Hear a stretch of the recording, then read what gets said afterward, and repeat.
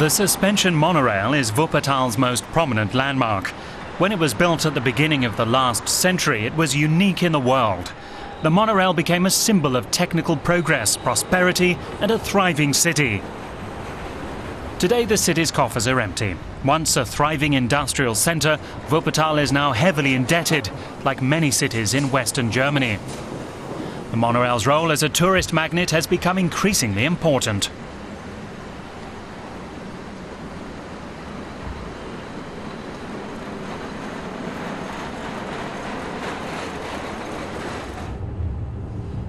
I ride the monorail to look at some old factory buildings. Wuppertal became wealthy through the textile industry, but the whole sector left the city long ago, mainly for Asia. It's a loss the city has never really recovered from. Nowadays, visitors alighting at the city's main station find themselves surrounded by building work. The modernization of the area around the station has been on the cards for decades. Now it's finally getting underway. The City Council knows it needs to improve Wuppertal's appearance. The main station is separated from the centre by an expressway, an unfortunate town planning decision that seemed a good idea in the 1950s and 60s. To reach the centre, pedestrians must walk through this tunnel. It's an ugly construction. I can hardly imagine it ever had any charm, even back in the 1960s.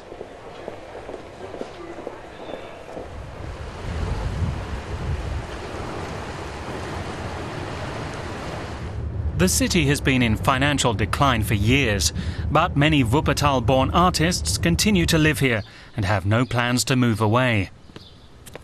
Saxophonist Peter Brotzmann, for example.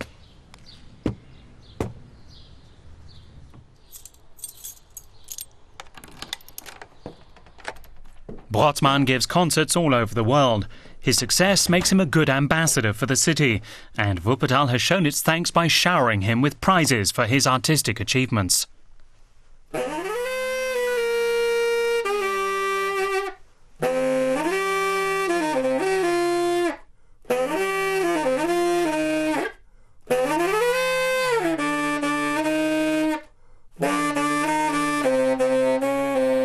But Brotzmann's love of his hometown is flagging.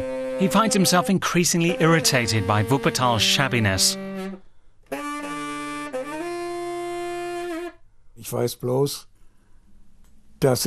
Brotzmann says he feels ashamed when he arrives in the city by train with colleagues and has to walk with them through the dirty, run-down station. The city also has its positive sides, he says, but people don't see them until later.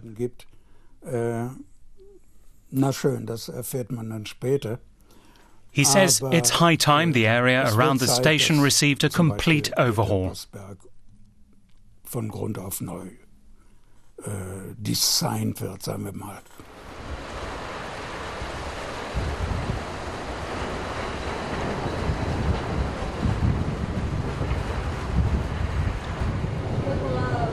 Dietrich Böttcher has lived in Wuppertal for more than 60 years. I meet him en route to the district known as Vorwinkel. Böttcher still remembers the good times when the city was a thriving industrial centre. That was before 12% of the people here were out of work. Now, after years of decline, Böttcher says he can see light at the end of the tunnel. He says he's glad that the city is finally being given a chance to emerge from the shadow of its debts, thanks to generous state subsidies. Without that help, he says, Wuppertal would have fallen deeper and deeper into debt. Now, thanks to a combination of large annual grants and a new savings mentality, the city has been given an opportunity to pull itself up again, he says. He's optimistic that it will succeed. Wuppertal has been granted €17 million a year by the state government of North Rhine-Westphalia for a 10-year period. Many other struggling cities have received similar financial help. But the subsidies come with strings attached. Many hard-won services appreciated by locals have been cut. Public swimming pools are one example. The city council favours quality over quantity. It's decided that there's no need to have a swimming pool in every district. This architectural pearl built in the 1950s is receiving an expensive overhaul. It's known as the Swimming Opera. I think it's an enormous investment for a city that's €1.5 billion in debt. But Wuppertal hopes the expenditure will eventually lead to savings. Pool attendant Michael Borbecker is proud of the Swimming Opera. He's one Wuppertal resident who seems more than content with developments in the city. He says the pool is popular with residents and lots of them use it. When it was reopened, he tells me many people talked about how they'd learned to swim here. Borbecker says visitor numbers are also proof of its popularity. Locals love coming to the Swimming Opera. I ask him whether the pool is a city landmark like the monorail. You could say that, he says. Locals would say it's one of the most important facilities.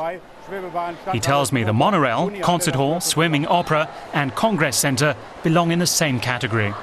The Swimming Opera already hosts sporting competitions. Perhaps soon international championships will take place here. The pool has achieved a reputation that already extends far beyond the city's boundaries.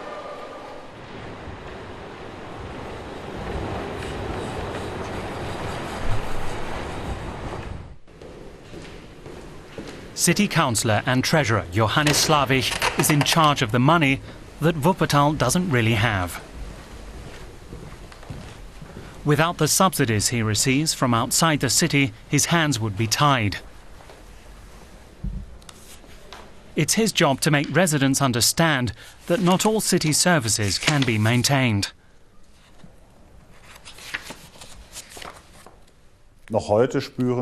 Slavich says the city is still feeling the economic and social consequences of structural change. That's also the underlying cause of the city's budgetary crisis, he says. To solve the problems in the short term, the city needs the assistance of the federal and state government. But at the same time, he says, Wuppertal has to boost economic growth, make jobs more secure and create new jobs. He says the city is implementing its own measures to achieve this, and anything that improves economic advancement and structural development is being prioritized.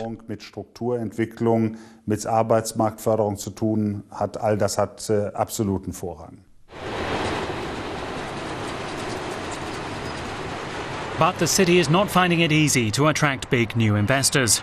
Wuppertal is very hilly, and there are few extended flat areas suitable for development as industrial real estate. Some people call the city the San Francisco of Germany. And Wuppertal has another problem. Like many German cities, it's experiencing a demographic transformation. The population is aging. In recent years, more people have moved to Wuppertal than have left the city. But I don't see many families with young children in the streets. Wuppertal is implementing measures to improve the quality of life for families, to stop them moving away, and to attract new families to the city. This is one example, a former railway line that is at the heart of an environmentally friendly flagship project. It's being converted into a 22-kilometer-long route for pedestrians, cyclists and skaters. Zweiter Arbeitsmarkt und dann wollen wir ja die Entwässerungsleitung noch prüfen im Tunnel. The project is being jointly run by the City and Citizens Initiative. Transport manager Rainer Wittmann and Lutz Esrich from a group called Wuppertal Movement meet regularly to discuss the next phases of construction.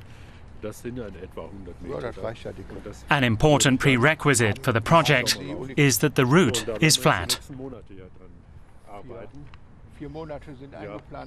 Wittmann tells me that's part of the project's appeal, as Wuppertal is a topographically difficult city. Cycling can be an ordeal here, he says, unless you've got one of those new electric bikes, and that's why cycling has never been very popular in the city. In the last few years, he says, the number of people using bikes has increased significantly, and that's exciting in terms of changing mobility patterns. Gas prices are rising, and so is environmental awareness. And now, he says, Wuppertal is finally getting creating a flat route with no hills, where you can comfortably ride a bike. Durchgehende Trasse ohne jegliche Steigung, wo ich ganz bequem Fahrrad fahren kann. Esrich says he thinks school pupils will be the biggest users of the route, because it'll take just a few minutes to reach different areas. Travelling through the city centre between the same places takes much longer, he says, even though the monorail is an efficient means of transport.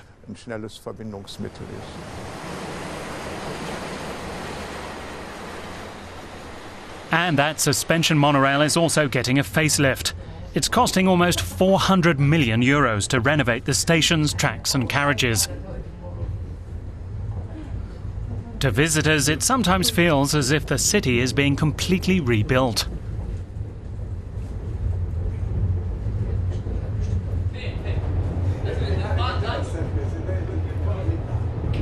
I meet Dietrich Böttcher once again. As a pensioner, he says he now has plenty of time to observe the transformation of his hometown. Böttcher says he's optimistic that residents will gradually start to feel more positive about life in the city. He says when he's walking in the city's main pedestrian precinct, he sees a lot of unhappy-looking people. That could be due to personal problems, he says, but it could also be due to how they feel about living here.